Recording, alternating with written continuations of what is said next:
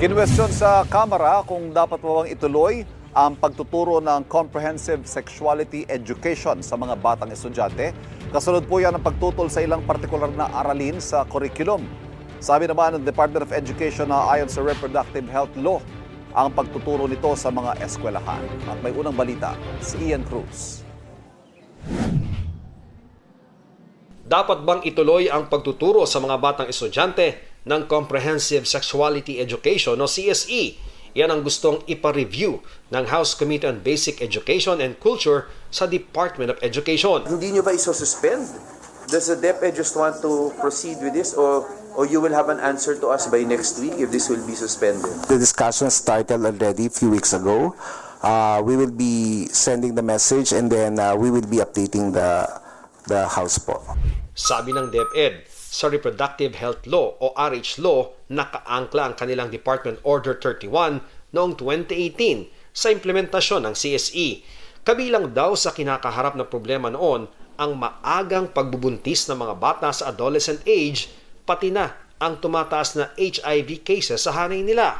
Git ng DepEd, nasa IRR o Implementing Rules and Regulation ng RH Law na dapat magbigay ng naaayon sa edad na responsible parenthood and reproductive health education sa mga school-age children.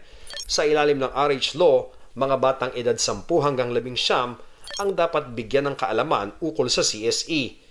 Pero sa pulong sinabi ng DepEd na kinder pa lang, may ibinibigay na silang pundasyon para sa CSE sa mga bata. Do we need to go as early as 5 years old and teach them reproductive health and gender sensitivity? For the early education, it's not actually the actual sexuality education that is taught, but these are foundational knowledge, like for example, identifying their body parts and describing practical ways of caring for their and protecting their bodies. So that is in general. It's not really that specific. Isinama sa agenda ng komite ang paksa ukol sa CSE dahil sa natanggap na mga komento ng mga mababatas mula sa mga magulang, kasama ang video explainer ng Project Talisay ukol sa masama umanong idudulot ng CSE sa mga bata.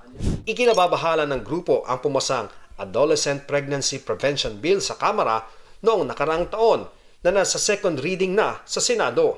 Kapag naisabatas, magiging compulsory na bahagi ng edukasyon ng CSE kung saan tatalakayin ang adolescent sexuality at reproductive health. Why are children going to be taught to touch their sexual parts in a classroom mediated by a teacher na stranger dun sa bata? Ang mga parents ba naniniwala that a child should have the right to sexual pleasure?